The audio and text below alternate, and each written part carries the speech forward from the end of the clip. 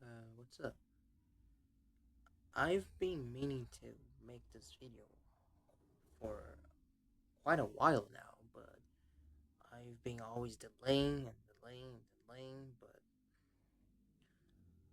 one time or another I got to make it, so why not now? Um, Today I would like to talk about why should we trust God and why doing it is the right thing, and it's worth it. So to answer this question, I've got Second Chronicles chapter 25. In Second Chronicles chapter 25, we are told about Amaziah. Amaziah is one of the kings of was one of the kings of Judah, and he was 25 when he became king. Um, the he was a king that followed um the things that was right in the eyes of God, in the eyes of God. But unfortunately, he wasn't wholeheartedly. He still had some sinful nature habits. When he became king, he killed so many officers because those who were responsible for his father's death, whose was the previous king. But something that differed him from the other kings before him is that he didn't kill their children because he followed the Moses law.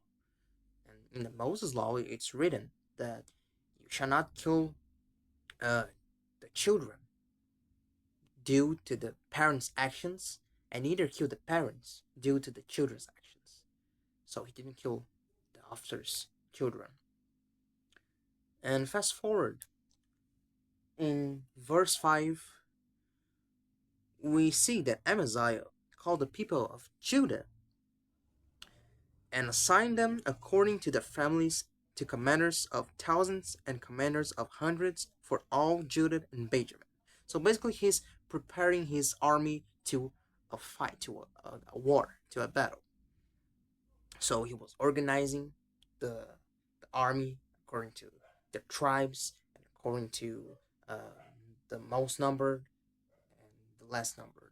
But then a man of God came to him and said, Your Majesty, these troops from Israel must not march with you, for the Lord is not with Israel. So, to give some context, in this time in Second Chronicles, um, Judah and Israel are separated. There used to be one thing, which is Israel. But the thing is, I don't remember now. Oh, so, but there was a time that there was this king called Jeroboam, and there was this other guy called Roboam. And Roboam, he said that Jeroboam was going to enslave everyone. So, um, they stopped following Jeroboam and started following Roboam. So that's why Israel got split. So got split into Israel and Judah.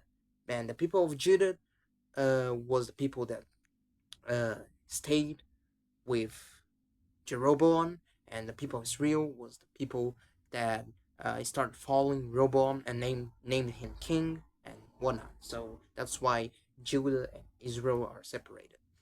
And in that time, Israel was doing a bunch of bad things, so God wasn't with them.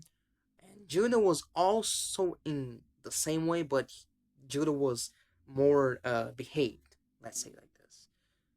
And as you can see, uh, Amaziah had a lot of troops, and one of those troops were from Israel. But uh, but as we can see, a man of God told him to not go with the Israel troops because God's not with them, and if you are among people that are not from God, you will fail as well. You will fall as well. So back here, Amaziah asked the man of God, "What about the 100 talents I paid for these Israelite troops?" And the man of God replied, "The Lord can give you much more than that." So he was with a step back because he paid those guys to participate in the battle.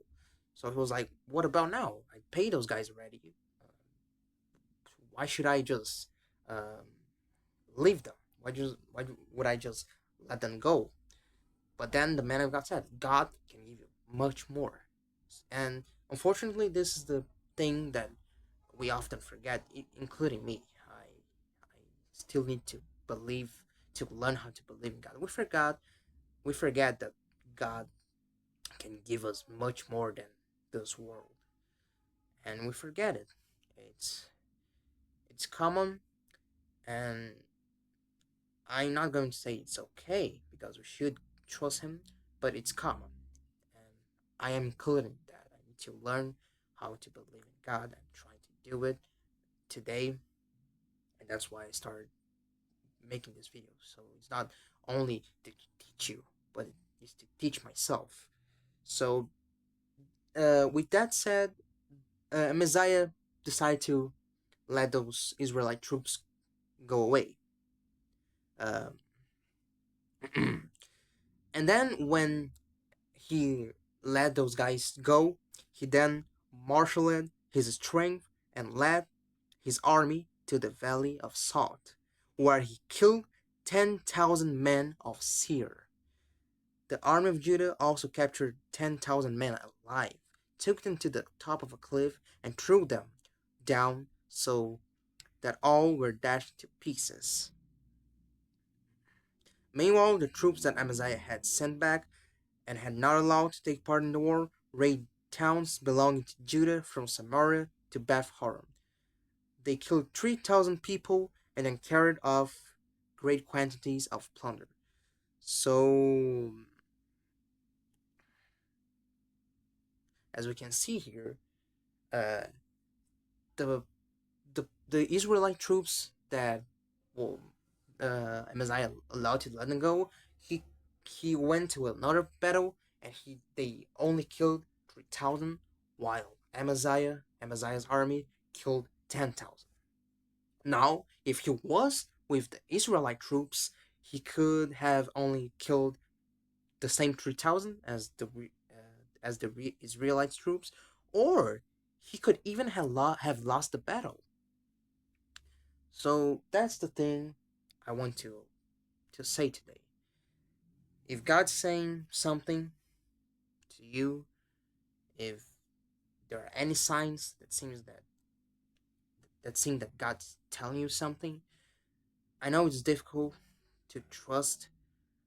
I I am used not to trust God much often, but I try to get that custom, get that habit, and I'm telling you guys to do the same thing. So don't believe. It's just like that proverb says. Do not lean on your own understanding. Believe in God. If God says something's good, go after it. If it's not, just let it go. It's not that easy. It's not that easy. But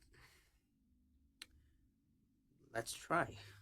Let's try. Let's stand because God uh, stand us, rises us every day, and that's a good thing. He just rose me up today. I have sinned today, and he rose me up to make this video. So yeah, I hope you guys like it, and